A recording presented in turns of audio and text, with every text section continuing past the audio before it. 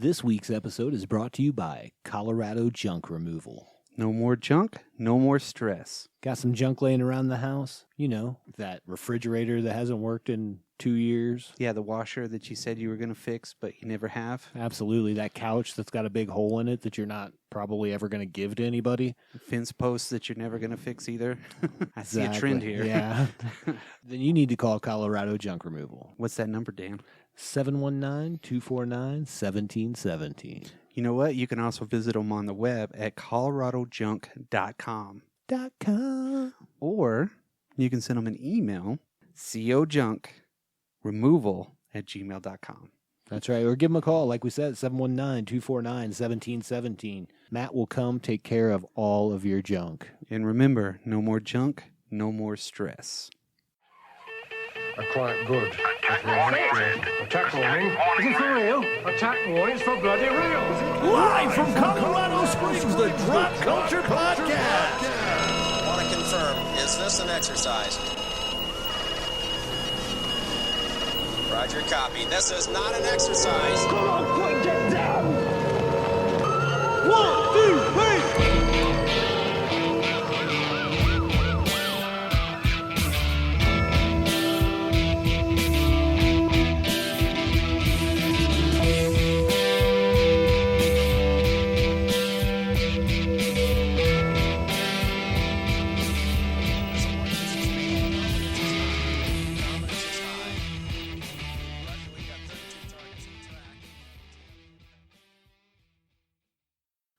Welcome, everybody, to the Drop Culture Podcast.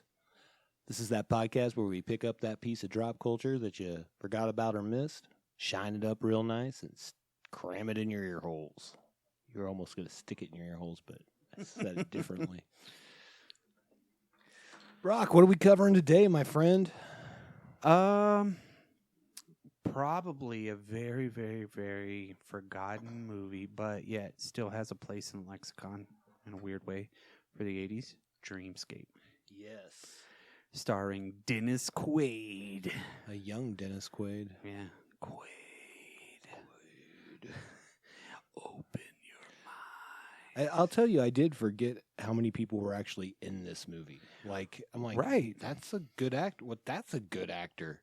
That's a good actor. There was so many there was a lot of really, and this is, I'm going to complete a sentence one of these days. For real? There was a lot of very great actors, classical actors, and there was a lot of new up-and-coming talent. And then, that was, I mean, it was a very good ensemble of a cast. Yes. You know, you had Eddie Albert, dun, dun, dun, dun, dun, dun, which Times Square. Yeah, it took a long time for me to realize that. I was like, oh my God, that is him. Yeah. And then he was the old guy and everything for like a while. Yeah, right. Yeah. He was like everybody's grandpa. Yes. You know, he was everybody's country bumpkin neighbor, but he was from the city. Yes, the star of Green Acres, if you will. Green Acres. It's a place to be, I hear. Dennis Quaid. Now, Dennis Quaid had quite a good run in the early 80s, and he is a good actor. I agree. I think he's a more humble kind of a person, so he doesn't really have to do a lot. He enjoys what he does, and he doesn't, I guess, really go for the big giant roles, maybe. I don't think he's even typecast either. I mean, what was that movie he did where he was the baseball coach?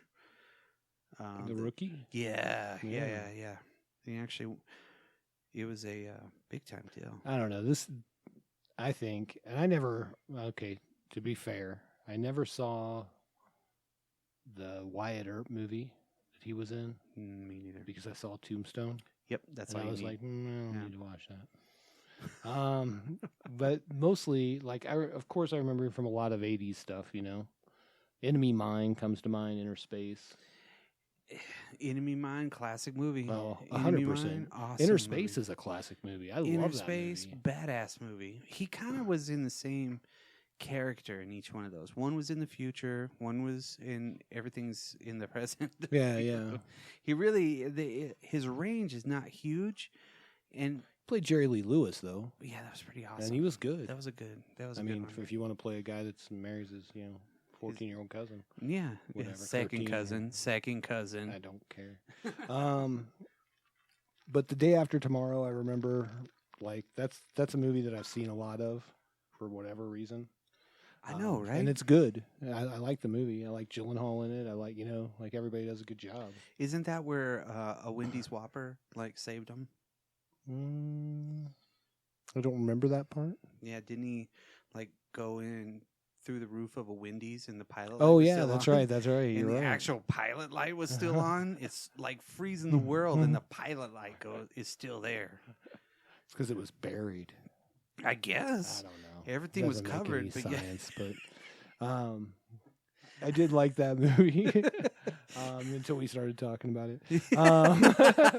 But he was like the old quarterback in Any Given Sunday. Yeah. That Jamie yeah. Foxx, he was like Cap Very- or whatever they yeah. called him. I don't even remember. Like he knew he had more years in him, but he really didn't. No, he didn't. He made that. Yeah. Anyways, he did. Because I'm steaming. Willie beaming. Steaming. Willie beaming. But yeah, so he's been in a lot of stuff. Okay. This is the biggest mistake that Hollywood ever made Okay.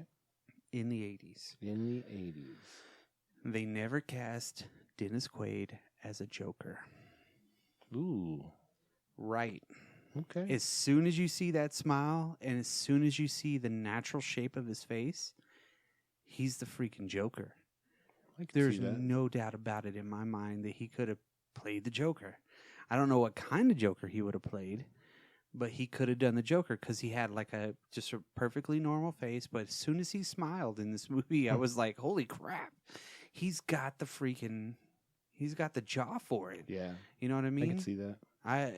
That was I didn't think that, but as you say that, I'm like, yeah. you look at it and you look at him and you're like, oh damn, he would have made a great Joker. But they didn't have a Batman movie until '89. And we got Nicholson, which was, I don't know, probably got to be the best. I don't know. I don't know. He's my favorite. He's really high up there. That's Yeah, for sure. I like yeah. Ledger a lot, Yeah. but I digress. And then of course we do get Kate Capshaw as the Before she became Kate Capshaw, Spielberg. yes, and was this before? This was the same year, right? That Temple of Doom came out, where she played Willie Scott. Yeah. Anything goes. Yeah, 84, right? Yeah, I think so. Yeah. Which, Kate Capshaw, if she was around today, she would have been, I don't know, up there with. I haven't seen Kate Capshaw in anything since then. You know what I mean? Right. I don't remember anything else that she's done. No, well, I don't think she's acted for a while that I know of. She doesn't have to. She's got Spielberg money. Well, that's true too, But yeah, no. I don't know. She was a very she was a good actress. yeah. In this, it was kind of natural acting, but she was in Black Rain. Yeah. Was that Michael Douglas, right? Yeah, have you seen that in a while? Not in a while. Oh my God, they say babe a lot, and they're talking to men. Michael They're Douglas. talking to men. Yeah, right. What is it? Like every other word out of Michael Douglas's mouth is like, "Hey, babe," I mean, he's like the guy in Die Hard, the guy that wants the coke. He's all, "Come on, John, they're not messing around here." Right. Then he gets killed. She hasn't really done anything since 2002. But yeah. I mean, she was in Space Camp, of course. She was the instructor, dude. Yeah. Yeah. Because Indiana Jones Temple of Doom, 84, Best Defense, 84, Windy City, 84, Dreamscape, 84. Man, she was busy in 83. Yeah, no shit. Yeah. 82, Missing Children, 82, Little Sex, The Edge of Night. Yeah. So that's weird. I wonder if she'll show up in the next Indiana Jones. You think so? Maybe. They had what's her name? Yeah. In the first one. So It's true. But okay, so we got Max von Sydow too. Yeah. Jesus, I mean Max von Sydow is like he's the guy that was in all the what were that guy's movies? Very famous. He made like 100 and bazillion movies. He was He had in a everything. really long career. The Seventh Seal was one of the big ones, and that was an Ingmar Bergman movie. And I think he did more than one Ingmar Bergman movie, which that's where everybody kind of looked at him and was like, damn, that dude's badass. I thought he was like ancient. You know why? Because he was in The Exorcist. Well, he was in The Greatest Story Ever Told, where he played Jesus Christ in 1965. Yeah. Flash Gordon. Yeah, he is older, but he was kind of seemed like he was old in The Exorcist.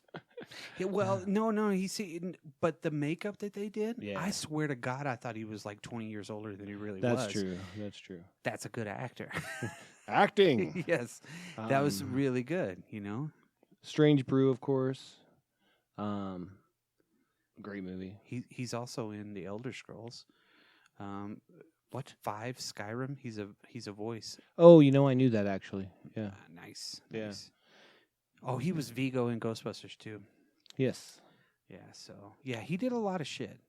And then he was apparently on Game of Thrones too, which I never watched. He shows up in the craziest spots, but he Absolutely. always lends a I don't know, kind of an air of like awesomeness. I mean, Dune, the original Dune, he was in that. I've never seen it, but yeah, sure. That was in '84. He did the same amount of movies as Kate Capshaw, I think, but maybe he was in Ice Pirates. They're like, yes, he was. Uh-huh, God, uh-huh. can't wait to find that movie so we can do it. That's different though. Yeah, because we're talking about this movie. yeah. But yeah, Max von Sydow's had a long career. Storied career, Yes. Great career. And he just seems like a pretty cool dude. Christopher Plummer is another great actor. I know, and this is like where I was like, man, I forgot how many good people are in this damn movie. Yeah, you're really thinking most of the time it's like, geez, I can't believe that he was really in this. Wow, Wow. Both of these guys. I expected George Wendt, Yeah. to be in this. Which the one thing that they really messed up on this movie is they didn't. Whenever they were at the bar, they didn't just be like Norm. I don't think that was yet, was it? Yeah, I think it It was. might have been, yeah. Yeah, it was like right at the time because he looked exactly the same. Well, of course. But yeah, that was a really cool like bit role for him, because it was a bit. Oh yeah. God. There's no house. And then you got yeah, House 1, and Cliff Clavin was in House 2. That's right. Of course, we've already talked about Eddie Albert as the president, David Patrick Kelly, which for a name like that, it's like a serial killer name. He kind of looks like a serial killer. Right. But his face. Warriors, come out and play. And then, of course, T-Bird.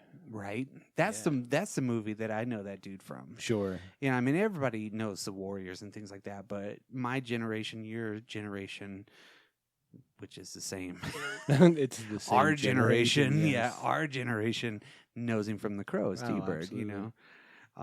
And I mean, Peter Jason was in this movie. Yeah.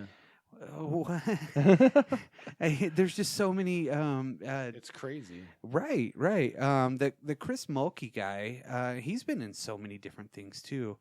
And then I think the Snake dude, the guy that actually played the Snake guy, has been in a lot of shit too. That was really? in the suit for the Snake, the Snake Man. God, I think even that Redmond Gleason guy, he was Sneed. He was the track guy. Yeah. He was in a lot of stuff, and so was also one of his henchmen was in a lot of stuff too at the same time. That's a big word. It's a big one. We henchmen.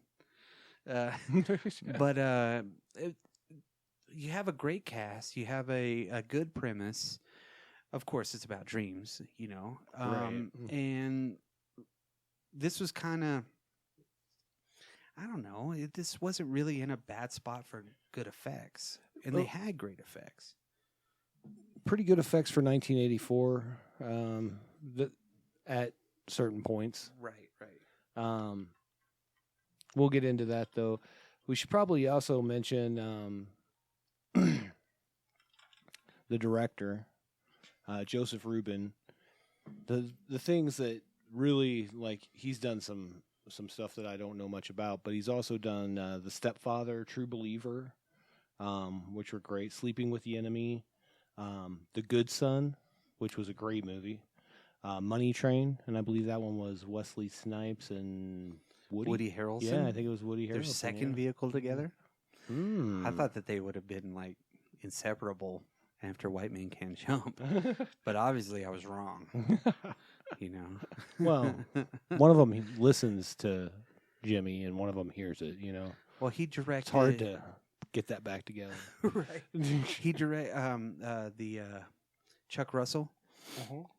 He directed The Blob, The Mask. Chuck Russell. Yeah, he was a writer. Oh, okay.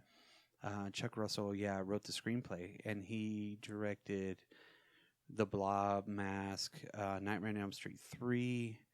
Let me see. Which The Blob, of course, is, again, one of the best ones.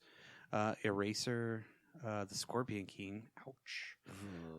Sorry, guy. Dwayne "The Rock" Johnson's probably real happy he did it, though. Oh, shit, yeah. That was his vehicle to everything. Superstardom. He even wrote the screenplay for The Blob, too. Awesome. And then I know the cinematographer was a pretty big dude, too. There's multi-talented. Yes. I think even a couple of the people that worked on The Thing with Bottin worked on this one as well. Nice. So there was a lot of good people, involved in this. Tufano. Tufano. The cinematography in this is very 80s. Oh yeah. Very. It's not very. It's the width of it is not there. You know, so it's not an epic kind of a scale. And I guess that's one of the. It's not a shortcoming of it because I guess it's supposed to be more personal. Sure. Because it's more in your mind kind of a deal. So they don't really have a lot of pullback shots, and there's a lot of up close things. Yes, that's true. There's a lot of awesome dream transition shots. Right. That, like, if you were on a hallucinogen, you would be like, "This is the best movie ever." Well, somebody was talking about the guy that made that, all of those transitions. He made them. They knew of some guy that did something like that, so he gave them all of this stuff. They hired him to do it, and because a lot of them were like, "Hey, I saw you work on this. I want you to come work with me on this." So that's how a lot of the crew got together. Okay. So the crew just like started. They knew all the people that they wanted to work with, and they were like, "All right, let's do this." He did Trainspotting. Brian Tufano. Really? A Life Less Ordinary, Billy Elliot. Those are epic movies. Yeah, for sure. But if you look at Trainspotting, that's a very claustrophobic movie. Absolutely. Too. That's really in your face. But they that guy, he made all those transitions, and he made one for the comedy Dream with the wife that was sleeping with everybody, or the guy did. Yeah. And they were like, "Yeah, it looked like I'm really not going to say." So I guess it looked like a vagina that they were going into. So they kind of had to back off on that. But this was one of the first PG-13 movies too. Really? Yeah. So there was a lot of things that this movie had going for it. But it was always kind of, even back when I first saw it, it was kind of more of a, "Oh, this movie's awesome." Like a lot of kids liked it because it was so weird. Right. I always remember the skyscraper just because of the way that they used the dry ice for the clouds to go really fast. And you could obviously tell that a lot of that stuff was, fake, but that was the cool part about the dreams. Right. This movie did have a lot of layers, which was weird in a way, and it was kind of cheesy in a couple of spots, but the layers of it, like you have one of the main characters was really sinister, but yet they didn't really kind of get into how sinister he is. or how. I mean, they could have had a whole movie just about that guy. They did. It was called The Cell. With Jennifer Lopez. There you go. But really, I mean, because it's very similar to the Yeah. idea, but she just goes into a serial killer. Right, to find somebody that's about to die, which that's a great movie too. That is a great movie. But the way that I don't know, is you have all these underlying deals like nuclear war. Mm-hmm. That's a big deal. We'll get into that. Yeah, there's that. Then there's the espionage part of it, and then there's the psychic part of it, and then there's definitely a lot. They leave a lot of mystery to things for a while, which is nice. Right, and they don't like even George Wynn's character, which we'll get into. Like for a while, you're like, "What? Who's that guy? Who the fuck is this dude?" Right? Right. Yeah, and why is he here? No. Yeah, there's just what I noticed is there are so many different facets to this movie. Then there was just so much crammed in there, and this was one of those movies too. That was a script that the guy wrote, right? Mm-hmm. And it was sitting in a box for the longest time. So the director, he was just starting out. They just wanted to give him a job, right? And the first script that he picked up was Dreamscape. He was like, Really? holy shit. Like the writer had this great idea, and it was supposed to be all kinds of different. Like they weren't going to have different scenes, but whenever they had the script doctors come in and kind of mess with it, they did only adjust a couple of things, but the bones were there. Gotcha. So it wasn't like they didn't have to rewrite it, but they had 2 script doctors come in and they kind of just made it better, because it was already good. And the director saw it and he was like, I want to make this movie. Heck yeah. So it was, again, like with the crew, it was more of a, hey, we got a chance to do something we want to do. Right. So let's go ahead and who doesn't want to do that? And get what we want, Let me ask this dude. Because, one of the guys that was on the effects, I think he was working on The Thing or something like that. And the guy that did all the special effects was like, I remember working with him, but I remember seeing him work so hard and he did so much, but he was so good that I called him up as soon as I got this job. I was like, hey, you want to come work with me? So it was like, it was one of those things. Like, yeah, I want to come work with you. Yeah, hell yeah. I think there was a lot of great things going on with this movie, but what I'm going to say is the only thing that I think that it suffered from was the music. Now, I like the music. I like the idea, but there is a whole bunch of different parts where the music cues were just horrible. I agree with that. And the synthesized music did not need to go as much as it did. Right. You kind of, if you're going to do it, it needed to be a little bit different. I think if you re-soundtrack that whole movie, you got another movie, 100%, and you got something that's more palatable for a lot of people. Because music is, that's almost like the unsaid language of the whole of any movie, and if you have a great score, if you have a great soundtrack, whatever, that dictates how much people pay attention, I think. I agree and with that. This one was cool. Like I said, I like the synthesizer stuff, but it just was, it didn't fit, Right. It didn't fit. It's like having that one piece of brown Tupperware and the rest of them are the puke green. You're like, man, that's just not right. I have the whole set, but this one, why is it brown? Did I lose the green one? I don't know why I compared it to Tupperware. That just popped into my head. But it fits. Yeah. There were some things, but it just, like you said, they left a lot of things for interpretation, and they could have continued things, but they didn't, because it was a world that you just jumped into. Right. There wasn't a lot of world building in it, introduction of the characters were just like boom, boom, boom, boom, boom. It was there, so you just knew that there was like not necessarily anything sinister going on, because the very first scene is a nuclear holocaust, which is crazy. So, with that said, let me go ahead and get the real quick storyline on it. A government-funded project looks into psychics to enter people's dreams, like Freddy Krueger. Yeah. With some mechanical help. Okay. Computers. Right? When the subject dies in his sleep from a heart attack, Alex Gardner becomes suspicious that another of the psychics is killing people in the dream somehow, and that is causing them to die in real life. He must find a way to stop the abuse of power to enter dreams.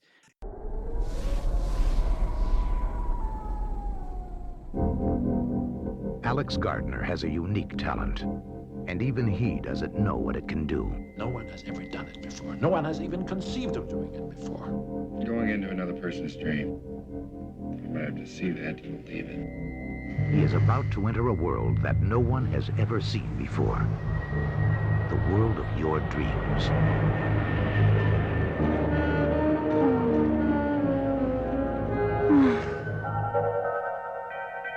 I was under the impression we were conducting scientific research here. You sound as if you don't approve. I can see you're going to be a real challenge to work with. Oh, wait a minute, Doctor. I haven't agreed to anything yet. There's somebody in my dreams. Who? An awful, ugly monster.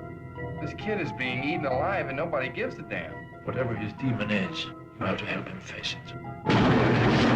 There's nobody there. Are you sure, Alex? He's always there. But Alex will make a discovery more frightening than any dream. What's going on? I had to let you know you're in danger. You want my secrets? Just want some advice. I'm afraid he has to be killed. I'll assign some men to you. I think I should deal with this on my own. And now, his only way out is to go back in to the Dreamscape.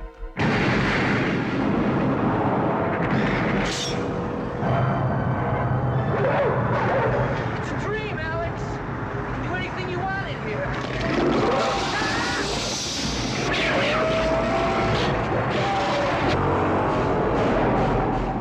Dennis Quaid, Kate Capshaw, Dreamscape. When you close your eyes, the adventure begins.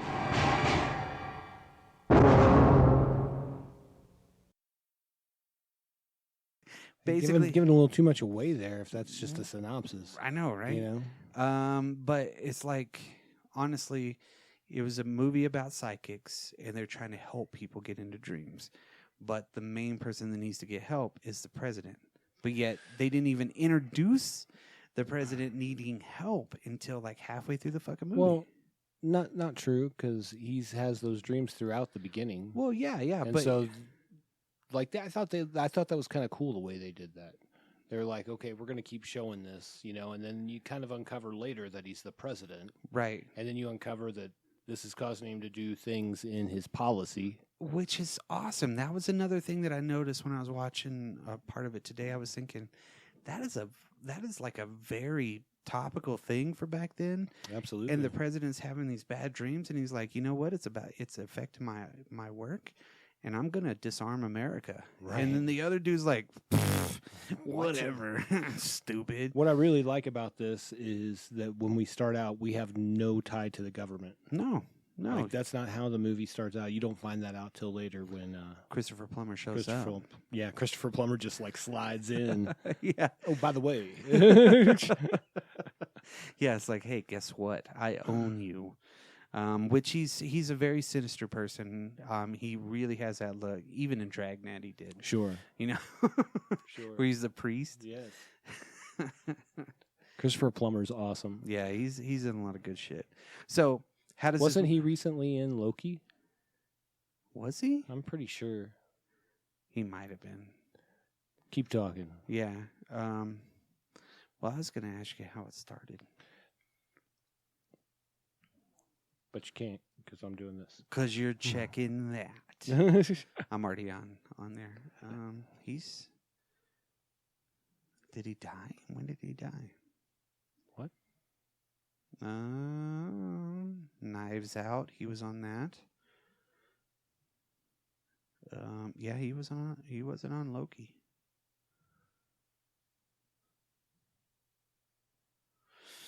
He did a voice on Heroes of the Golden Masks. Yeah, he died this year. 1929 to 2021. Dang. Yeah. I think I was thinking of Richard Grant. He played classic Loki. Oh, yeah. Well, see, I knew. I was like, that doesn't seem right. Well, okay. So the movie starts out. Misinformation, kids. We're seeing a New York City backdrop. It looks like one of the maps from Escape from New York. Yeah. So it's very dreamlike. It's very unusual, and I like how they did that. They didn't make it really completely reality, right? Because it is a dream.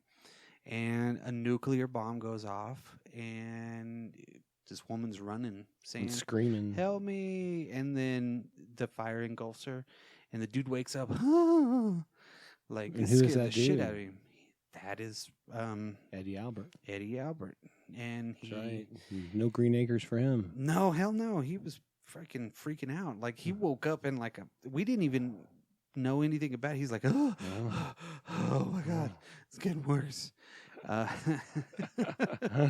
So then then they cut to them sitting in like some weird college. And they're watching lecture the film. hall. Yeah. And it's Alex Gardner, which is Dennis Quaid. Right. And he's making a ball-bearing move psychically. Yeah, on a movie screen. Right. Yes. So, because it's like they're recruiting or something like that. Yeah. So they're watching this video of a young Dennis Quaid. As we find out, and this time he would have been about 19. Yeah. And he had tremendous gifts. Tremendous gifts, and telekinesis was just one of his many powers. Yeah. But we get Max von Sydow there, and Kate Capshaw. And they're like, he's like, he's the most whatever, He's the best. He's the best around. Yeah, he's Nothing's the best. ever going to keep him down. Yeah. And he's like, I don't even know if he's still alive. And Christopher Plummer's all, I want him. He's in. It's like no doubt about it. He's like, fuck it. Yeah, he's going to be part of the shit, right? Right. So he's like, well, I don't even know where he's at. He might even be dead for all I know. He's like, well, if he's alive, I'll find him. Yeah. That's a great line. I'm like, holy shit. He's going after him. So you already kind of know that dude like means business, like Scanner's business. And shit. He's got his business socks on for sure. Right. Yeah, they're blood red. So then the next scene pops up, and it's Dennis Quaid. At the horse track. He's at the horse track. He's using his gifts for horse racing. Yeah, making some monies. Right. Well, I mean, and he's not, it doesn't seem like he's really kind of like abusing it too much. No, they do make a comment later, like he's been there a few times, and every time he comes, he wins. Mm-hmm. Is that the only horse track in L.A., I guess? I don't know that. I don't know anything about horse tracks. But what's so funny is like he picks a winner, and he's getting his Benjamins. Yeah. He's like, oh, Benjamin Franklin. He invented electricity? It's like the dude counting money. He's like, I don't give a shit. For a learned person to think that Benjamin Franklin invented electricity. But go ahead, 1984. Yeah. No, he didn't. He didn't even do the key thing. He made his stepson do it. Yeah. And then he stood on a haystack in the barn while he was out in a storm holding a kite with a key on it. So true story. Really? Ben Franklin facts. That's been Franklin Fact Corner. Sponsored by Reading Rainbow. Butterfly in the sky. I can fly twice as high. Anyways, back to the escaping of dreams. So, the Dreamscape. Brought to you by Manscaped. Not really. Well, not a sponsor. Well, we noticed that one dude's like eyeing him, right? Yeah, eyeballing him. So he kind of starts walking. It's like he knows that somebody's behind because he's psychic. What? So he gets around a corner, and they use that nice audio cue of the race starting. Yes. And they're off, and he runs, and like he kind of sucks at running at this point. Like he can't outrun them at all, right? He dives in the bathroom. So he goes into the ladies' bathroom. Right. And they come, like a lady and her daughter come out. Yeah, you like, can what hear the them. hell? Yeah, what? You can't even go to the bathroom around here. What are you, some pervert? And like, of course, nailed then he's him. Trapped. Yeah, he's in there. And so he's got his little satchel, American Airlines bag, you know. And he's like, "Hi, how are you guys doing?" And they're like, "Hey, you need to cut me in, you son of a bitch. I run this place." You know what I mean? So it's like, okay. I wonder if it's the same racetrack that was in that movie, The Killing. Oh, with Sterling Hayden, maybe. And it might have been. I don't know. There's always distractions. Nobody in knows. that play. We don't know.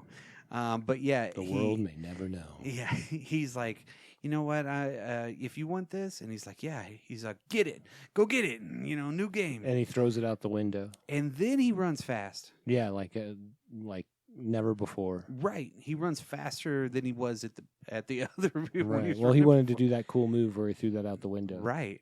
You got to get roughed up a little bit before you got to get your blood pumping. Right.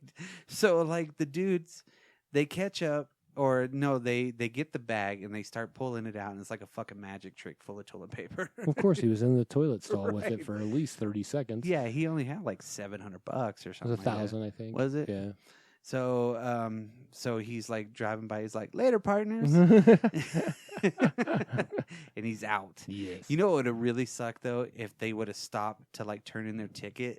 The cab driver, like, can you validate this? And he's like, no, just go. They would have stopped at the end of it. But then he goes home and he kind of turns on the answering machine. And there's one woman that's bitching at him like, I don't ever want to see you again. And the next one, she's like, hey, call me. Call me. Obviously, that's all he does, it seems like, is gamble and play the ladies. Right. Because he can get into their minds. Yeah. He's a mind.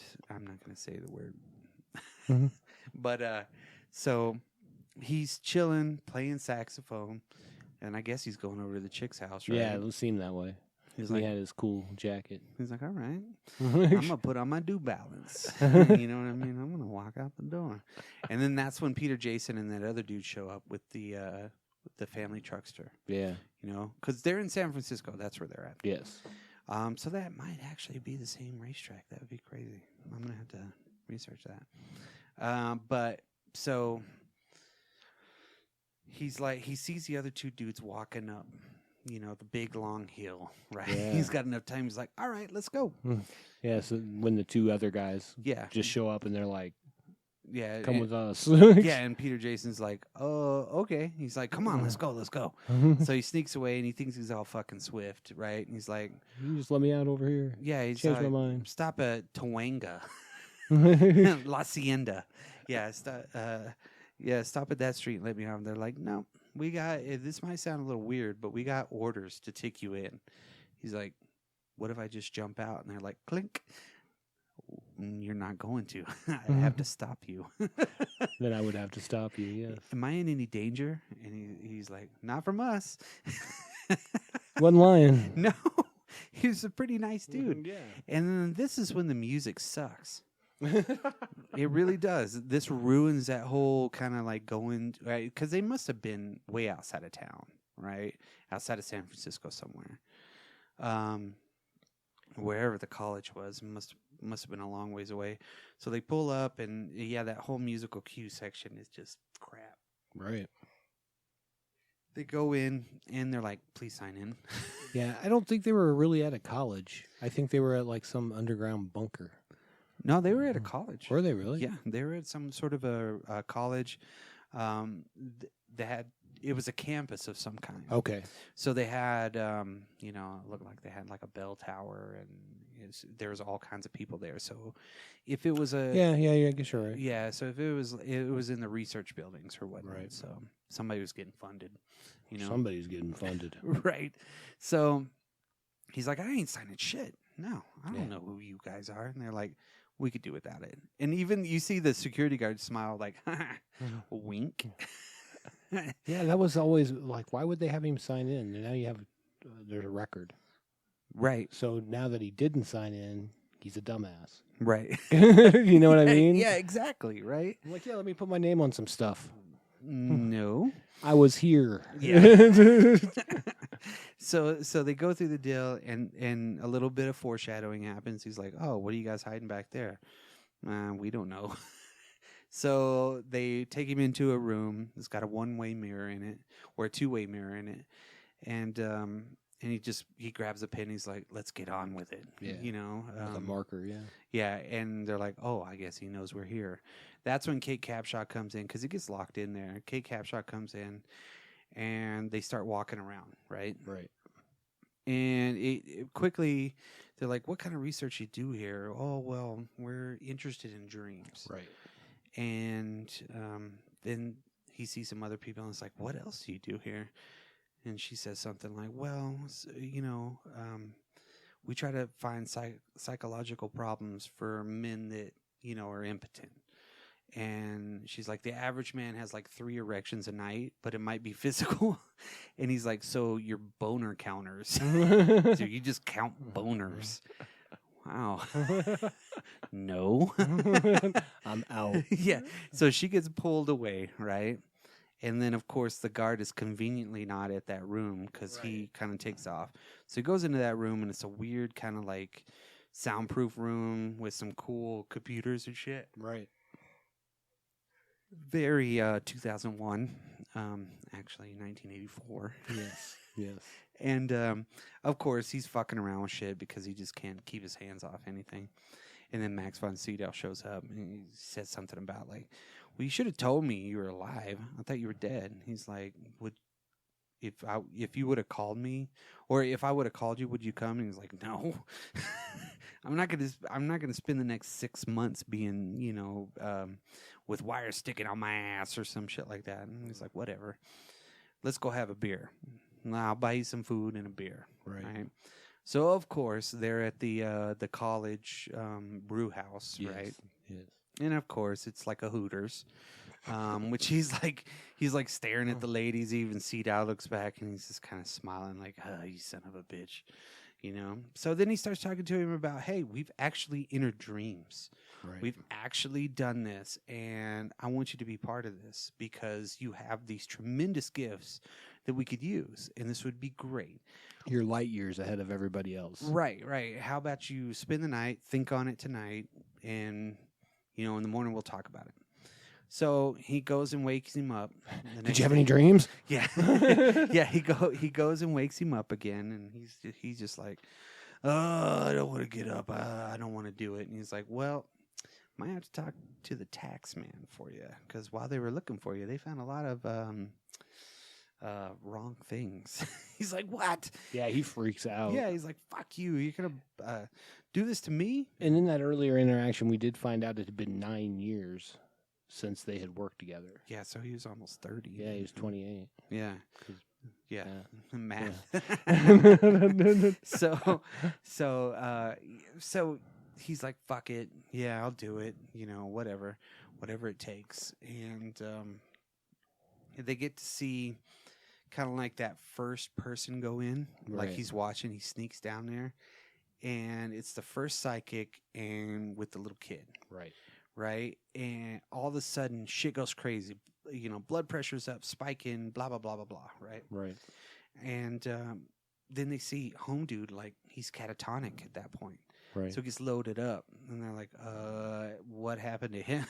Right. He's like, "I don't want to fucking do that shit. Right. Screw you."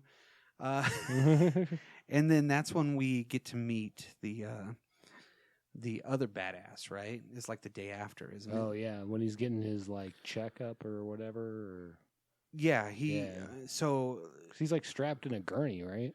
Yeah. So, well, no, that was after. That's after, okay. Yeah, because the first interaction he has with home Oh, dude you're talking about, yeah. with David Patrick Kelly, right? Yes. So he's in his room blowing on his fucking horn.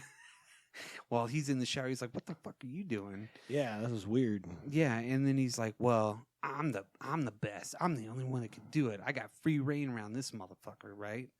So yeah, and like Quaid's character is being cool with him too, even though he's kind of a douche and touching all his stuff. Right. Who does which that? would freak me out. Yeah. He's like, And you he's like, I actually just play wa- this thing? He's like, I just want to, maybe ask you some tips or something. Yeah. And Let's go have a beer. Yeah. Let me buy you a Heineken. So he's like, no, I don't drink. Okay. And then that's Obviously. what he... yeah, obviously. Maybe you need to, buddy. So he goes into his first dream. Right. And the first dream that he's trying to go into, he's only supposed to observe. He's not supposed to interact, Right. not supposed to do anything, right? But he does. But he does, inadvertently. Yes. Because he shows up and he's on the top of a building somewhere. Just Because weird. the guy is like a construction worker. He's a steel worker. Steel worker. He says something like, I'm just going to end up in a bad beer commercial or something. Right. He's like, okay, whatever. But no, he doesn't. No, they're on top of like a skyscraper being built. Right. Yeah. Or it was already built and they were just like reinforcing something. I don't know. I just thought it was like the metal structure. No, steel beams. Yeah, because it was actually like it was a full-time building. Well, yeah, because they were on the roof. Yeah, They were on the roof because they had the rocks on the roof and everything like that. And he's like, "Oh, hey," but then he's like, "Watch out!" And the dude like completely boneheads it. I mean, it's like, "Whoops!" I didn't even hear you say that to me. But what's crazy is the way that the dream looks too. Yes, I mean, it looks fucking crazy, right? So we already know that one guy went crazy in a dream, and then we already know that he's seeing this dude, and dreams are all looking weird. And the portal to get through the dreams is just super psychedelic. Right. You know, it's like tunnels, sort of. It's like Look Who's Talking. Wow. Wow. It really is. It's like Okay. a womb or something. But the ocean is like a mother's womb. So he, the steelworker's holding on by his chin. Yeah. Literally, like that's the way it looked. Like, Yeah. like if you're hanging from a steel girder on a building, why didn't the dude operating it? Like, why didn't he just say, "Hey, bring me back in"? Because it's a nightmare. Exactly. So every one of the subjects suffer from it. You know, And I love that, like, he dives out to help him, jumps out onto the girder. Right. And he grabs his arm, and then the flannel starts to tear. And, in a 1984 movie, generally you're going to be like, oh, that guy's about to fall. But no, he falls. Dennis Quaid falls. And which is crazy because when they filmed that too, they actually threw a camera over the side, and they had this little rig that made it go all the way down. It made it look really cool, though. Really? I mean, it looked cool, but Oh, it looked yeah. like a dream fall. Yeah. And he gets woke up, boom, and he's like, "Oh my god, I was there." It was so real. He's like super excited now. He's like, "That was so cool." Yeah. And he looks over at the steelworker, and the guy's like, "Yeah, one of the girders fell." So maybe they had something else in mind or something, because that was a weird. Yeah. Like he didn't remember the dream the same way that, And he's like, I was there. Yeah. Oh my god, let me give you a hug. Yeah, we did it. We were there, and I fell. Yeah. Which almost died. 'Cause yeah. if you die in your dream, We die in don't- real life. We don't know that yet because that was a That's- wives' tale. But that's not what they say later. No, because that comes up later, right? Foreshadow. So all of a sudden, he's the new hot shot, That's right? right. And you see the other guy that's like kind of leading everything. The other psychic, T-Bird. He's like, fire it up. And he looks kind of pissed, you know what I mean? Yeah, oh, he is pissed. He's just like, you son of a bitch. He did stuff that I can do. You're not that fucking Because cool, he even mentions when they're first talking about he's the only one that can do, Yeah, I got free reign. Yeah. I can do whatever the fuck I want around Because I'm the only one that can do this. Yeah. Yeah. You ain't got nothing on me, man. Thanks, brother. Okay. Tommy Ray. That Yeah. was his name. I was like, what is his name? All I can think of now is T-Bird. Right. T-Bird. I'll always think of him as T-Bird. Nice. And Abbas the devil stood. So at this point, he's kind of like, he thinks he's pretty freaking cool. Yeah. Because he's done it. And he's like, you know what? I'm pretty badass, I remember the part where he said that, yeah. Yeah, at one point he's like, I'm pretty badass. This is when Christopher Plummer shows up. Yes. Because he's getting his CAT scan afterwards, because they even say, order a CAT scan, do this and that. So he shows up, and he seems like a nice dude. And he's like, hey, you mind getting me out of this? He's like, no, there'll be a nurse coming. Don't worry. And he's like, okay. That's just kind of weird. Yeah, totally. And he's like, hey, you did something that nobody else can do. That's really good, you know? Which is just weird. And he's like, okay, well, you know what else you did? And he's like going to talk to him about like going in that room. Right. And he's like, yeah, don't fuck around. Yeah, he's like kind of tells him like, that ain't the way it goes. You know? Right. See, and while they were at the bar, you get to see George Wendt too. Yes. He's kind of mention that. Yeah, we didn't mention that because he's kind of in the background. Yeah, he's always like paying attention to, which is weird. Dennis Quaid. Right. Dennis Quaid and Max von Sydow. Wow. Right. He wants to get in the middle of that sandwich. You got the experience and the young hot guy. It's like, you want a George Wendt fill-in? Norm. No. But the next dream that he goes into is the other weird one. It's the funny one. Yes. Right? Yes. So it's the dude with the bad toupee. That can't get it up. I had the issue for a while. Yeah, he looks like, I don't know, where's the You've beef seen dude? him in a ton of things. He's been in stuff. Yeah. I can't tell you what, but you know that face. He looks like that kind of guy. Whatnot, yeah, he's in. So Dennis Quaid like slows his breathing and everything like that. He gets in a REM sleep and he jumps in. Then he's sitting in a car and he's like, "Hey, you ever been married? You got to watch him every second." I like it because Quaid's slapping himself. He's like, "Man, this is cool." Yeah, he's like knocking on shit. Yeah, and then they stop and he's like, "We got to park 2 houses down." I don't want to let him know. Yeah, I don't want to tip her off. Yeah. So then they walk up to the deal and he's like, "Are you ready?" And he's like, "Okay." So he's walking go really around slow. back. Yeah, we'll meet in the middle. So he goes into the house, right, and then he goes right by the hall. So everything looks natural, really. Right. He's even grabbing shit like, wow.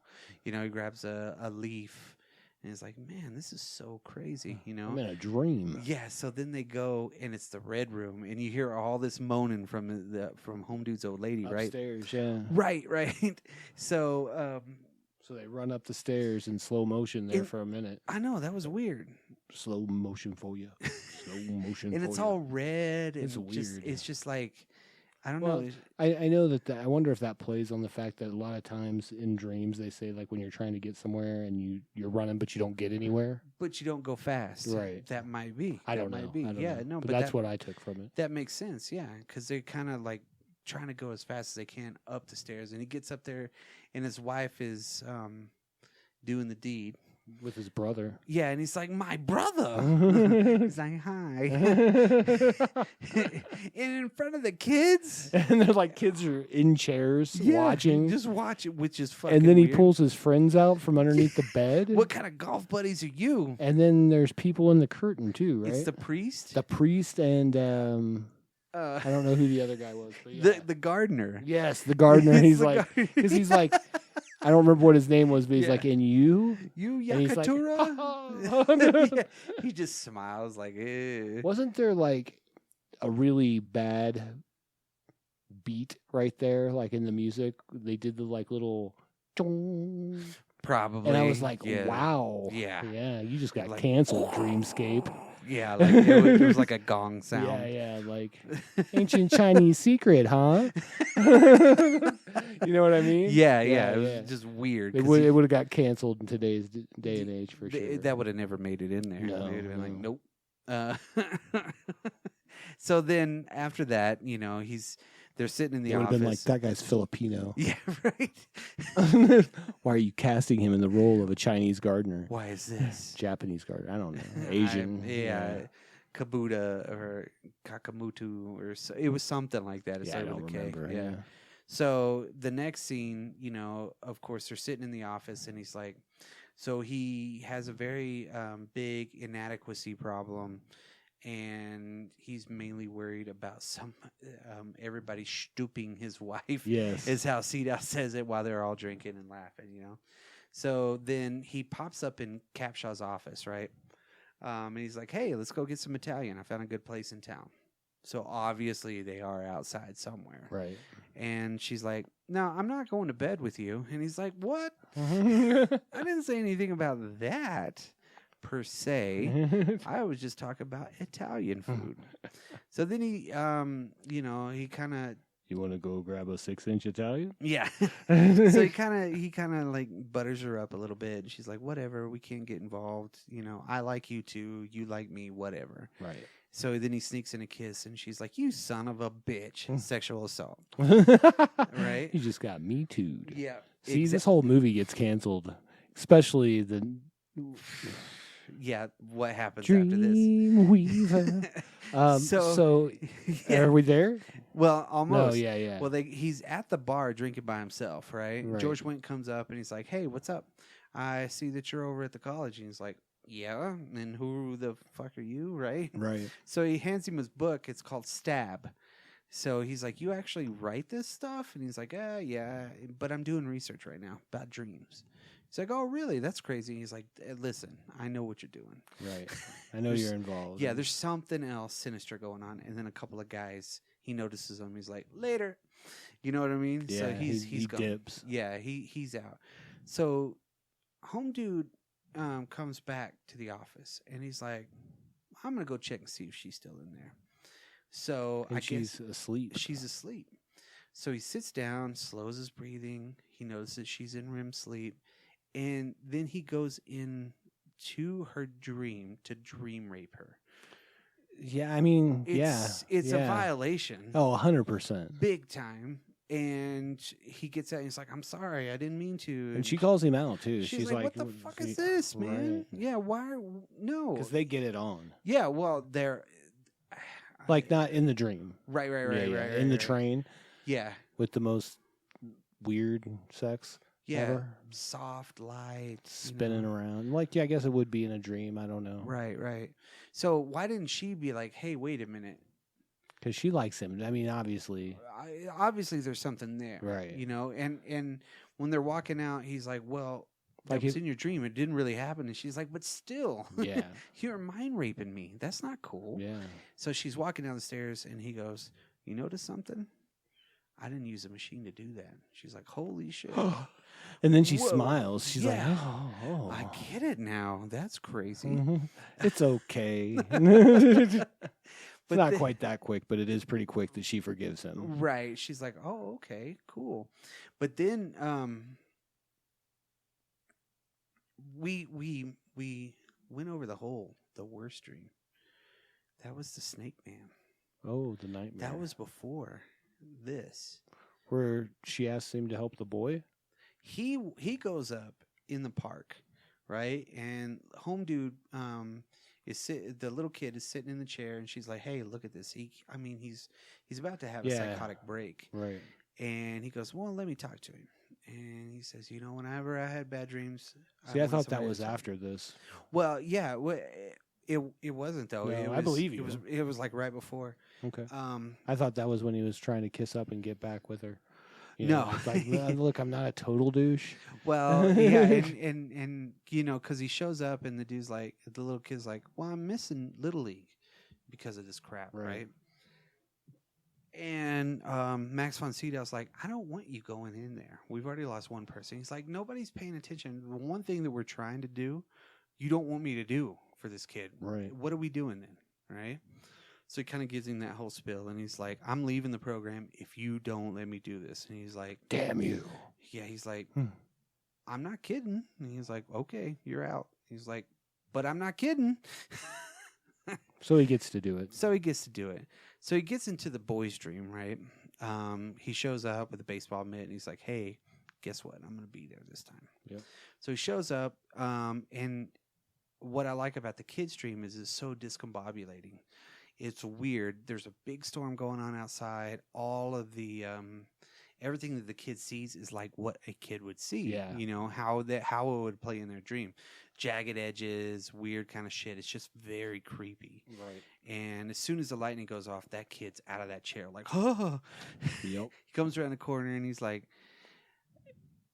are you the babysitter? And he's like, yeah, I'm the babysitter. Sure. Don't worry. And he's Sure, like, kid. most all the babysitters leave me. Have you ever heard of the Snakemen? He's like, no. And then he's like, is it like the boogeyman? Yeah. Is that who's out there? Yeah. Then there's a knock on the door. And he's like, maybe it's a snake man. Don't go, you know, because they talk about how there's a Sonoy tribe, right, in Malaysia. And what the boys couldn't be afraid in their dreams because they had to conquer their dreams. Right. To become men or whatnot, right? Yep. I remember that conversation. Yes. Yeah, because they really think them.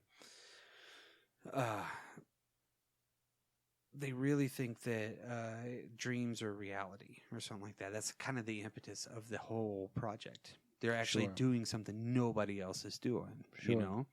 So whenever he goes to the door, nothing's there.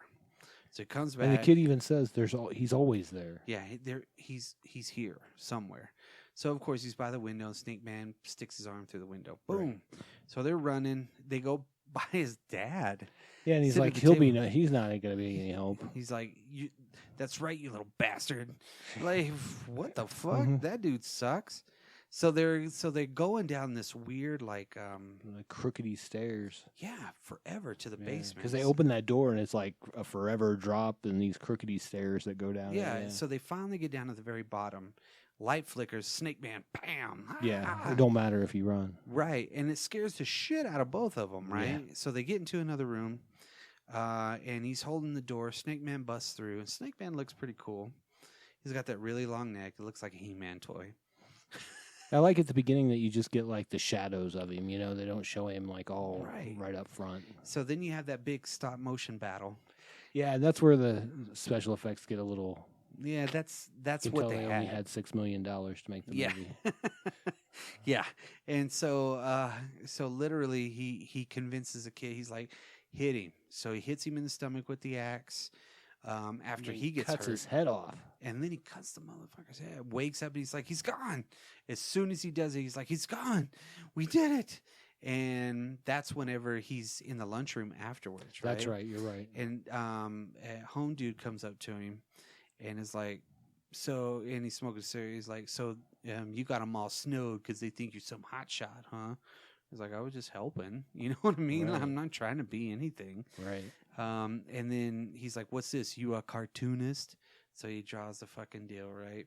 And it's the Snake Man. And he tells him that it was in the dream and it was scary. Yeah, he was like, that scared the shit out of me pretty much. And he's like, oh, really? So he grabs the crumpled up paper after he throws it away and he looks at it and you're like, that's kind of weird. Then we get the mind rape scene. Yes. And then we'll call it dream rape. Dream rape. Yes. That doesn't make it better. It just makes it more accurate. Right. So then we get to see George Wendt again, right? So he learns at the bar that they're trying to turn these dream warriors into assassins. Right. In some weird way, right? From George Wendt, right? Right, yeah. Right. And that's whenever they're walking together, right? And then all of a sudden, from like every direction. Yes. There's two dudes every direction. And just as the pep rally's letting out. They go completely like try to blend in, right? They're like, follow me. Doesn't work out because you're like dudes in the middle of a bunch of cheerleaders. Yeah. You not real hard to pick out. No. This is a curly-headed dude. The guy that looks like a Joker. Get him. And then they get split up, and then like George Wendt gets grabbed by two people, shoots him right in the stomach. Poof. Yep. You're like, holy crap. Right? So they get him, and they put him in the back of a Cutlass Supreme. Who's in that Cutlass Supreme? Guess who? Christopher Plummer. That's right. And he's like, you killed him. And he's like, damn right I did. Yep. And like he does not even pull any punches. Nope. Doesn't say anything. He doesn't get excited about it. He doesn't try to cover anything up. He's like, yep. Yeah. He's like, yes, we did. We don't need this getting out. And he's like, for real? I mean, I know what you're going to do. This is the most crazy part of the whole movie to me. Okay. It's a 2-door Cutlass Supreme. Have you ever been in one of those? Yes. Getting out of the back seat sucks, right? Sure, they got a lot of room. Right. But getting out of the back seat on the driver's side, damn near impossible. Right? So he's like, are you going to play ball or whatnot? And he's like, maybe. So he pulls his freaking, jumping out of the back seat. Yes. Which is crazy. And he falls down like, I don't know, 15 feet. Yeah. And they're like, man, he's gone. No way to get him now. Yeah, and then the biker drives by. And he's like, hey, stop. The dude like turfs it. And he's like, you okay? He's like, yeah, I'm okay. Good. And then he takes off on his bike. Yeah. So he just escapes on his bike. And then why did he go back to the freaking racetrack? Is that the only payphone he knew where it was at? It's the only thing he knows. Yeah, and it's the only payphone in town? I don't think so, right? So he had to drive on that freaking motorcycle for at least 30 minutes. Yeah, to get back into town to the track, right? Sure. And so they find him. And he's like, shit, right? You could see it. It looks like he almost turfs it a couple of times. Yeah. So he goes into the, he drives the motorbike into the deal. And it's like a dirt bike. Right. Yeah. And then all of a sudden he gets stopped by the dudes that were going to kick his ass at the very beginning. Right. And they're like, hey, you owe us some money. And he's like, hey, guess what? I'll give you freaking winners if you help me. And they're like, whatever. And the one guy's like six winners. And he's like 4, 5. Yeah. And he's 5. like, okay. Yeah. What do you need? Just distract these dudes. Yeah. So all of a sudden he's on the freaking horse track. Yeah. Riding the dirt bike, which is great. It's perfect for it's fun. Yeah. Good times. Yeah. Nice soft dirt. So then mud. Yeah. And they're shooting at him. Yeah, horrible. Like they're driving on the freaking horse track too, like fishtailing the whole time. It would be hard to shoot somebody while you're fishtailing, I think. And with trying to hold the door open, instead of just like hanging out the window. Right. Yeah, he should have like Luke Duked it or Bo Duked it and like pulled out the bow. Right. Exactly. Like hang out and fucking pew. So then pew pew. So he sees a couple of 2x4s and he jumps. He does his little fucking stunt jump. Yeah. He's like, yeah. And he's out of there. And so he's going down the tunnel. And then all of a sudden he's like, oh. And like he's freaking out. He thinks he's going to die. But he flips head first onto some hay. Well, they are at a track. I know. But horses. why is that hay in the foyer? I don't know the answer, but that's where it's at. So he lands. He's like, yes, I did it. I'm alive. Yeah. So then we find out that because we glossed over that too, because Home Dude goes to visit the president.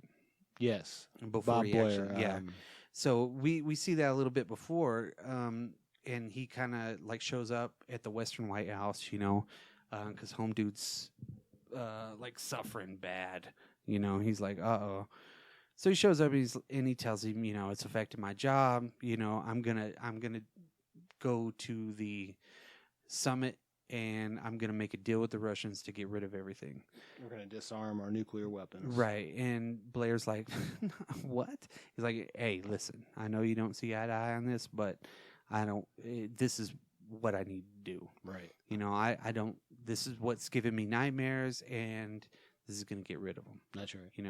He doesn't want to be the one that's part of it, because the one dream where he had about the nuclear children, that was kind of freaky too. He just kind of walks in and he's freaking the fuck out at that time too, because his daughter comes in. Then we find out that his wife had died, and that was who we saw at the very beginning, right? Or running. My guess is she didn't die in a nuclear war, though. She just must have passed away or something. Yeah. So he's like, hey, I have some projects. I have this one that goes into dreams. He's like, okay, maybe we can help you. And he's like, I don't know. We'll see. So then, whenever Home Dude gets back to the college, he gets snuck in the back door by Kate Capshaw. Right. And he's like... You're talking about Dennis Quaid's character. Yeah, because he was talking to her over the phone, at the racetrack. Right. And she's like, well, he's here right now with the president. What? So that's when Sidow, too, kind of gets a conscience and he knows what's going on because he doesn't trust Christopher Plummer at all. They had that little scene where they're sitting in the wherever the garden or whatnot. And he's like, what's your angle? I mean, he sees completely through Christopher Plummer every single fucking time. Right. He knows that it's something else. So, and he's like, hey, I need you to move him somewhere else.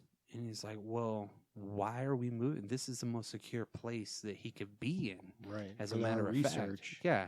For the research, this is the most secure place. So he has a specific spot he wants to put him in. Obviously, we know why. Right. Because he shows up to Tommy's. Tommy's room, but that's a little bit after Sidow's in the room and he's like, hey, listen, I'm going to go tell. Yeah. And I'm going to make him. He's like packing up his shit. Yeah. I'm going to make him listen. He's like, are you? Right. So whenever Kate Capshaw gets him, Dennis Quaid back in, they're at the family truckster, right? Peter Jason wasn't in that part. It was just the other dude that was the with other him. dude, yeah. And he grabs him by the hair and he has his gun and he's like, I'll fucking blow your brains out, man. Bitch. I think he even calls him a bitch too, for real. He's like, shut up, bitch. And Capshaw's like, oh, come here. He's like, come on, Alex. Yeah, and it's Max von Sydow. He's dead in the back. Yep. He's dead in the family truckster, just like, Because don't they see Prince dead too? Or is it just Sidow they find? I guess it is just Sidow. It's just Sidow, yeah. They see him in the back, and I'm like, oh, Alex, this is messed up, right? So then we get that meeting with Christopher Plummer. He goes into T-Bird's room, and he's like, hey. T-Bird? Yeah. He's like, hey, so how's my right-hand man? Yeah, he's like kissing his ass. Yeah, and he's like, I want the big time. When am I going to start getting what I'm due? You told me you were going to do all this shit for me. And he's like, yeah, it's coming, but you got to do this for me first. Right. So he's like, all right. And you get to see all the Bruce Lee posters and the fucking cool shit on his wall. It's weird. It is. So he's like, this is what I want you to do. He's going to be next to you. I need you to get into his dream and take him out. It'll look like he died in his sleep. Yep. Okay. Yeah, he's down 100%. Yeah, like because we did find out that at this point that he murdered his father, right? Yeah, because Dennis Quaid sneaks into Sidow's office and sees that file and is like, "Son of a bitch, the guy's a murderer. He's a psycho." Yeah, he's a psycho. That's when, I think that's one of the only times I've ever seen Dennis Quaid say the F word when he's in the back seat with Plummer, and he's like. He's a crazy fucker or something like that. You're like, whoa, calm down. Jeez, Dad. So he decides that he's going to go underneath, the office, right, or where the president's sleeping because he's already asleep. They gave him a sedative. Yes, because they were just like, don't tell him to go to sleep. And they gave him a sedative. Right. So. Then we get into the president's dream. This is the wasteland, the nuclear red wasteland. Right. But he's riding on freaking a trolley, namely the trolley from Mr. Rogers' Neighborhood. They're going to visit the king. I mean, it is San Francisco, right? Right. Yeah. And they had trolleys. D.C. And so the president's just looking out the window, admiring his work, Right. Dennis Quaid shows up and he's like, "Hey, buddy, what's up?" Like, "What are you doing here?" He's like, "Well, I'm here to stop these other dudes from freaking killing you." Right. He's like, "What do you mean?" And then all of a sudden, boom, T-Bird jumps in the window. Right. He does a slick jump in there too. He right. does. I mean, it's very fluid and cool. And he's like, "Oh, Alex, you're here. I get to kill both of you." Right. So it's like a 2-for-1. And they're just kind of like, what? So then some dude pops in. I guess he's like, hey, where's your ticket? What's going on here? And he's like, nothing. So all of a sudden he flicks his hands up and guess what? He got sharp fingernails. Just like Scary Terry. Yep. Oh, bitch. Yeah. So he rips the dude's heart out. Yes, he does. With his nails, which are crazy, right? And he's like, Alex, this is a dream. You can do whatever the hell you want to in this thing. You know, I can do whatever I want to. Don't you get it? Right. Why did he tell him? Because he's dumb. He's like, I'm God here. You know, I could do whatever I want to because I understand it. Right. So they go through a tunnel, and then all of a sudden they're in a subway car, right? Right. And that's whenever, I guess, Tommy T-Bird has the weird fucking, like, nuclear. He's like, he did this to you. Yeah, yeah. And it's nothing but, like, nuclear zombies and shit. And so they all start attacking them. They end up at one part of the train, and then, of course, it's T-Bird, and he's got nunchucks, right? Yeah. He just produces them out of thin air. As you do when you're in a dream warrior. And he like I said, he actually Do you think he could have taken Freddy Krueger down? Fuck yeah. Come on. Yeah, I would With put his nunchucks? Yeah, I would put T-Bird up against him. Yeah, T-Bird up against Freddy Krueger. Oddly enough, Nightmare on Elm Street came out the same year as this movie. That's so crazy. Yeah. And they both had knives for hands. And T-Bird could have been a good Freddy Krueger too, if you think about it. Oh yeah. Think about that. I mean, he probably would have been a really good. I mean, Robert Englund was perfect. You can't beat it. But obviously, we had two Freddy Kruegers in the dream, and even the director or the writer wrote or directed a Nightmare on Elm Street movie. 3, yeah. Yeah. Perhaps Crazy. the best one besides part 2 or part 1. So he does that nunchuck bit, and he's really good. Like, he jumps over him, and he does he does everything, and then but yet he sucks with fighting with him because Alex just dodges one swing, you know. So he grabs him and he's choking him out the whole time, and then all of a sudden he's like, "I know what scares you." Ooh. And then he turns into the freaking snake dude, and he's like, "Oh my God!" Both of them freak out, and somehow the train is stopped, and they run out. So they're going through that underground nuclear wasteland, kind of a deal. And there's the devil dogs, right? Right.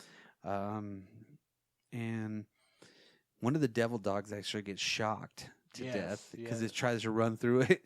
They have to gingerly go underneath it and around it. The dog just like haphazardly runs and blah blah blah blah blah. Gets shocked by like a bear wire. Right. So they're in a cave, and you know he finds some fire. Right. Fact about that cave was in the Searchers. That cave was used in like Roger Rabbit, I think. Oh, really? All kinds of shit. Like so for the place that went through to the tunes. Mm-hmm. Makes sense. Yeah, there's, I think. Well, I know in the Searchers, but it's a really famous place. Nice. So, and there's a lot of movies that actually used it. So they're going through these caverns, trying to escape T-Bird, right? And pretty soon, Snakeman is kind of walking through, right? Right. But you don't really see him because, you know, they're all kind of hiding behind everything, and the president's like getting ready. He's got a pike and shit. Yeah. And Dennis Quaid gets bit. He's like, ah. From behind. Right. So all of a sudden, Snake Man's going after the president. And the president's like, fuck you. I got this really sharp stick. I can get you. So the basic survival of the human race. Right. I have a very sharp stick. I have a stick, and you're a mastodon. I could take you out. And you're a snake man. Yeah. We'll lose 3 people. That's how we got rid of the lizard people originally. Yeah. So or did we find out on Ancient Aliens? So we get to see Dennis Quaid repair his own wound. Yes. It just does like, this mystical, a little magic, a little gold, and he's tingy. Yeah, so he stands up. And he says, and Tommy Ray looks at him and says, "Who's the master?" And he says, "I am." So kinda. Yeah, kind of. So he basically turns into his dead father that he killed. He shot him 3 times. Tommy Ray's dead father. Yes. Yeah. And he's like, "Daddy?" And it literally turns into like a Tommy Ray or a T-Bird Snake Man, right? Yes. It's like half and half. So he's still a snake man. He's still shorter, and he, you know, he's like, "Oh, I'm sorry, I didn't mean to," and President takes advantage, stabs him pike straight right through the back. Right? Yep. He dies for real. Yeah. You know, because when you die in the dream, you die for real. it's like he killed him from the dream, and the president did. So he's like, so maybe the president is the best dream warrior. "Yeah, right." Yeah. He's like, "I'm not fucking scared. Screw I you got guys." this pike. Yeah. I got this. Where's that little kid with the axe? Let's take these people out. Right. So Moral of the story: if you're in a nightmare and you feel like you can't get anything done, find something sharp. Find something sharp, an axe or a pike. Preferably. Pike. Perhaps just a shank that you There you go. make out of a toothbrush, whatever. And saran wrap. So it's over with. They both wake up. The president comes out of his chambers. And he's like dressed, ready to go. He's like, "Fuck this, let's get out." Mm-hmm. And Christopher Plummer shows up as soon as he's about to leave, and he's like, "Hey, how's it going, buddy?" Well, he knows what happened because Tommy Ray's dead. Right? He's dead, and the one dude is like, he dead. He dead. He comes in and he's like, he dead. So let's have a moment of silence for dear old Tommy Ray. Yeah. And what's cool is like, this is the really real aspect of this is he's like, "Hey, I'm not going anywhere with this guy. Don't leave me for a second." Right. So it's cool, right? Like, I mean, he's like, because he tries to dismiss the guards. Yeah, he's like, "Good, just go away. I got this." And he's like, "Nah, right. I'm the president, bitch." So, El Presidente. Yeah, he's like, "I'm gonna get you for this. You try to have me killed in a dream." Are you? Yeah, yeah. He literally is like, "Nobody's gonna believe you, you dumbass. Killing in a dream, whatever." And he's like, "I'll make them. We'll figure it out." So, of course, basically Sidow's line before he died. Right. Except he's the president and has lots of men, because there's a movie called All the President's Men. Yeah, he's like, he's like, "Don't you know how powerful I am?" He's like, "Shit." Mm-hmm. So the president's leaving, right? And Dennis Quaid wakes up and he's like, "Yes, we did it." Yeah. Him and Kate Capshaw are like, "We need to get out of here. We're gonna die, right? If they catch us or do anything like that, right?" So basically, they run out into the street and almost get hit by like 3 limos. Right. But it's the president. What? Yeah, and so they all jump out. All the Secret Service jump out, and he's like, "Whoa, whoa, whoa, whoa, whoa, whoa, whoa. He's with me." Right. Which I thought that was like one of the funniest lines in the whole deal. He's like, "I don't know, Mr. President." He's like, "Thanks for saving my life. I owe you my life," right? And he's like, "Okay." Well, these guys are going to try to kill us. Yeah, and he's like, "Well, I'll put some guys with you." And he's like, "Well, I kind of like to take care of that myself, Mr. President."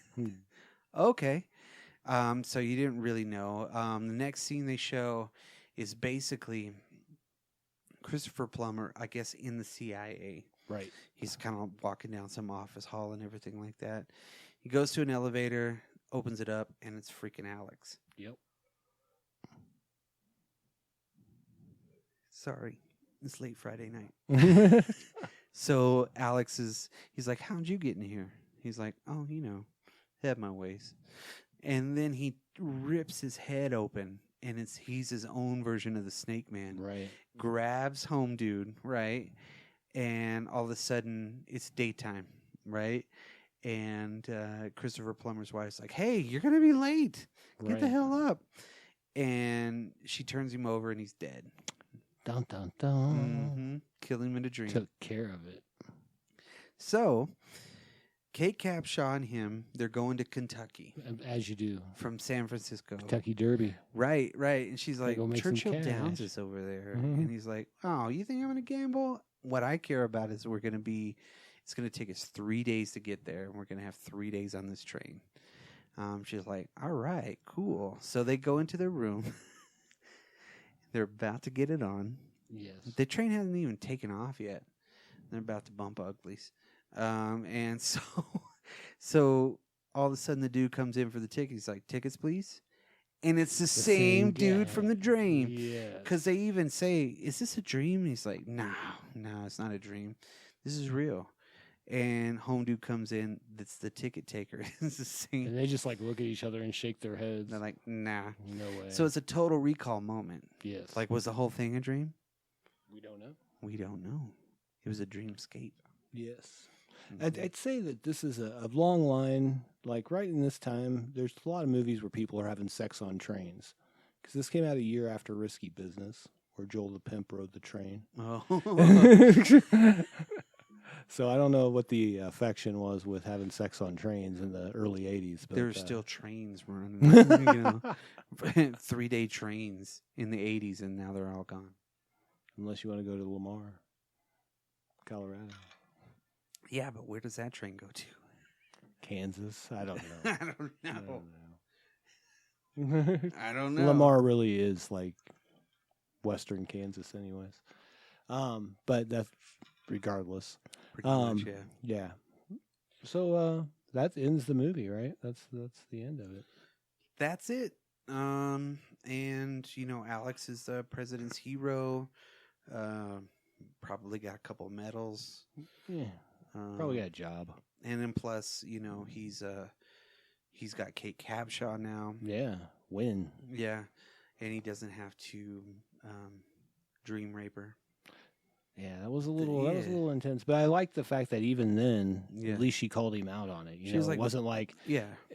There's some, especially earlier movies, where that would have happened, and it would have been like the impetus for that being the romanticism of it. You know what I mean? Right.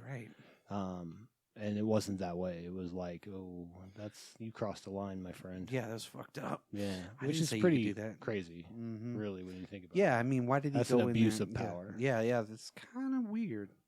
There's a lot of cancel moments in this movie. There really are. And reflecting, like, I think the one, like, there was a couple times where I was like, dang. Ouch. I don't think this is a good movie. I really enjoyed watching it again because the one thing I always remembered from this movie, because the last time I watched this movie, I was a kid. Really? Yeah. And was the Snakemen, Right. My wife's like, before I watched it a couple times for the show, she's like, well, what's it about? Because I told her Dennis Quaid was in it and whatnot. Yeah. And I'm like, dreams. Snake Man. Yeah. That's all I remember. I remember this being, a movie that me and one of my friends were like, man, that movie is fucking badass. Kind of when we were movie junkies when we were in junior high and high school. You know what I mean? Sure. It was one of those movies that you'd be like, yes, let's watch this, or Enemy Mine or something like that. We're watching Castle Freak. Yeah, this is weird, And this one was a cool one because it had the dreams, and I just remember the VHS. It just looked like a dream to me, the whole thing. I didn't remember anything else except for the dreams. Okay. And then I think it was like 3-4 years ago, I think I rewatched it and was like, okay. Still didn't remember it whenever I watched it this time. Okay. I was like, okay, well, this is a decent movie. It wasn't bad. No. How many Snakemen would you give it out of 5? 3.5. Okay. 3.5. Almost a 4. Okay. Yeah, I'd probably give it 3. I thought the story was interesting enough. Maybe a 3.5. There's some things that hold it back. A couple things. The music for sure. Some not well aged portions of the movie, and I'm not necessarily meaning the dream, like where he comes into her dream and they get it on. The dream rape or whatever. I think that was kind of a cool portion of the movie for her to call him out on. Yeah. I think there could have been more built off of that a little bit more. Some of the animation obviously was due to budget. You know what I mean? Where you're like, Yeah. And it was 1984. Yeah. But that being said, there was some really good movies out that year that There's a lot had of great budgets. movies. You know what I mean? And Indiana Jones. We're able to pull off stuff that like they weren't with their $6 million budget. Is what I'm saying. Right. Exactly. But overall, yeah, maybe 3.5 Snakemen. You know, I seldom say this. This is a movie that could be remade. You know, you're right, and I think that your idea that you had about the comic book, about the guy going into the dreams, has a little bit of this in there. Yeah, sure. Not much, but it's just a dream, getting into the dream part of it. Right. You know, in that alternate kind of world. If you were to remake it today, how would you do it? What do you mean? Like, would you do it where it'd be like a research like this? Would you do it like... I think I would start it with the research because I think that's pretty common, and it's very... It's not like, hey, this is going to be a bad deal. You know what I mean? It's just like, hey, we're going to be doing some research. And I think that's cool how they tied it into the government. I don't think I would be like, suddenly there's the guy while you're strapped into a thing. Right. You know, I'm the bad guy. Ha ha. Yeah. yeah. You know, I would do that a little differently. Work that in. I'd probably make it a 2-hour movie to start with so that I could build more around it. Because I thought they did a really good job of building some of the characters. Like Dennis Quaid's character, you got a really good sense of. Right. And even, yeah, I think I would just do it similarly, but obviously different, you know, just build a little more on the characters, the other characters, flesh them out a little bit more. Right. A little more interactions with Magoosh, Douche Magoosh, Tommy Ray. Right. I would like to see more about him, you know. Kind of see his motivations for wanting to be that evil, you know, instead of just a file with his dead dad in it. Yeah. Which is kind of weird. And then obviously, like, the animation would be so much better now. Oh, yeah. You know? Come on, the snake dude would be like freaking... He wouldn't look like a He-Man. Yeah. You know what I mean? There was a He-Man that looked just like that, actually. Right, the yeah. Cobra guy, Yeah. But... Except he was gold, I think, but whatever. He was like red and gold. Yeah. But yeah, I think you could really kind of delve into it and go into a lot more dreams so he could learn more about it and kind of figure things out. Maybe you have Dennis Quaid be the...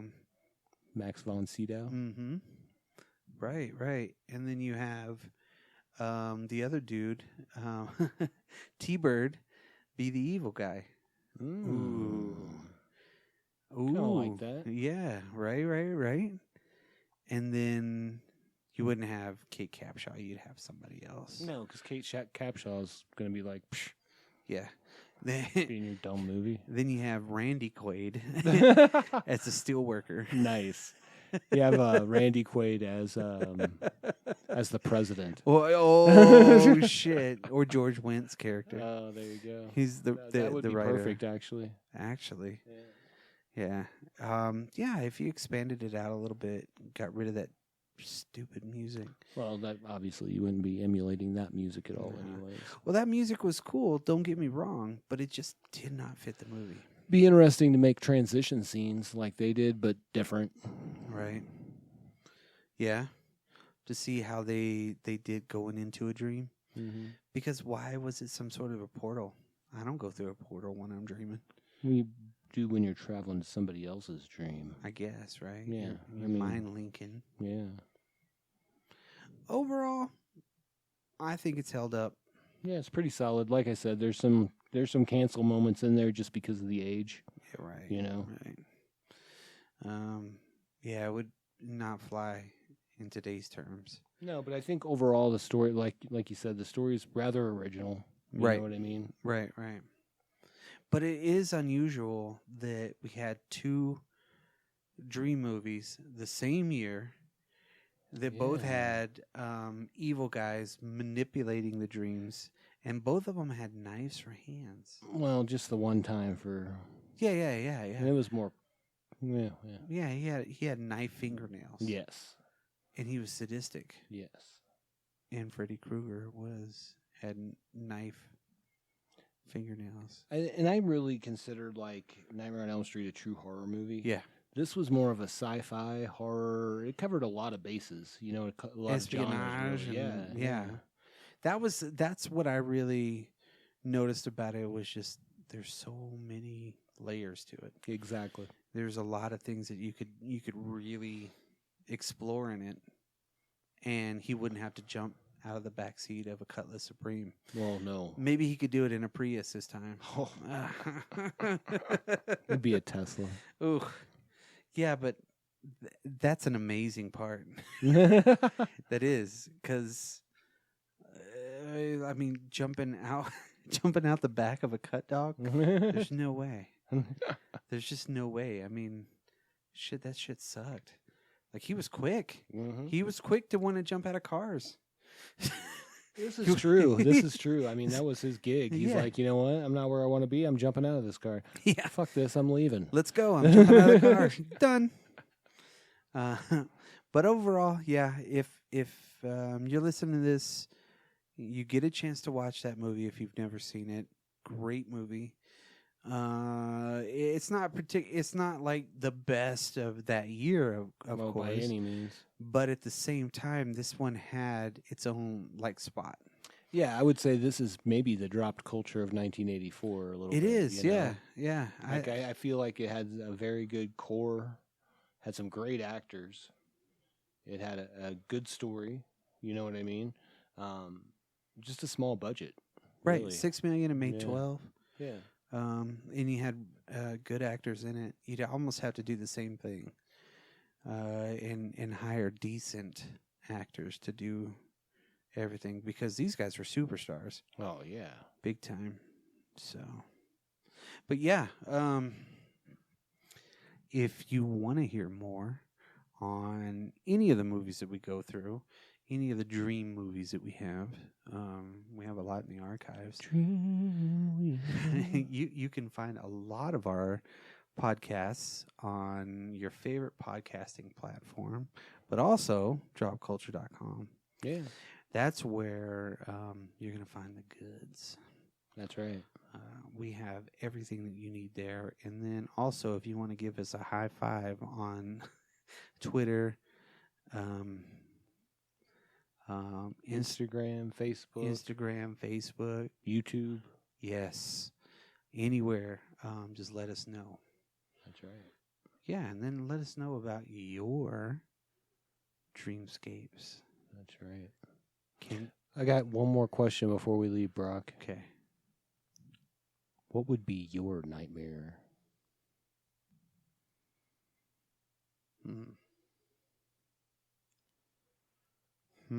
That is a tough question. Would you have a creature No. that personified whatever it was? Do you feel? No. It would be like running out of something. Running out of a necessity.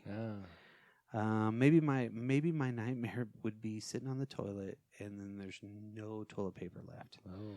You know, and the shower's like in another room. Stranded on the toilet bowl. And I'm just yelling, nobody's coming. I'm like, hey, I need toilet paper. Hey, texting people because I got my phone with me. Calling people, but it all goes to voicemail. Nobody reads my texts. Nobody checks their emails. Nothing. And my feet are going to sleep.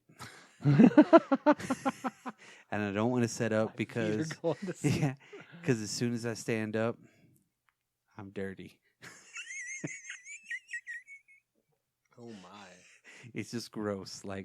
You can't wash that shit off in a shower. That's fair. That's fair. That is the personification of everything that I fear. Or maybe the endless pee. Where it's like ogre peeing in Revenge of the Nerds 2. What would be your nightmare? I assume that it would be that I would be covered in straw up to my waist, and it'd be about 110 degrees, 120 degrees with a 90% humidity. Damn. And I'm in an endless chain of having to move sandbags right to left and just dripping with sweat. The whole time over a PA system, the Spin Doctors are playing. And in the background is my ex-girlfriend from high school telling me about how much she loves me and wanting to get back with me. That would be my nightmare. Damn. How about that?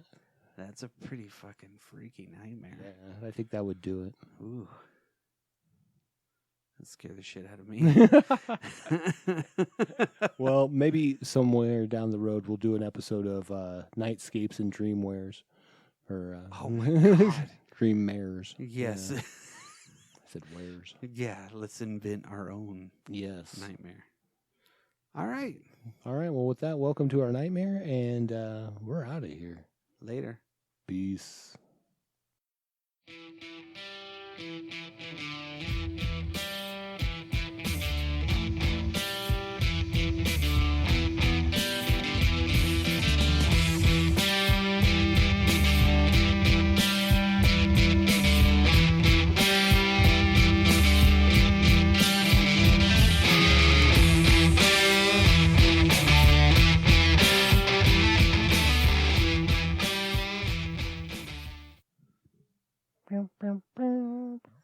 You know, that was an hour and 41 minutes. I bet it was.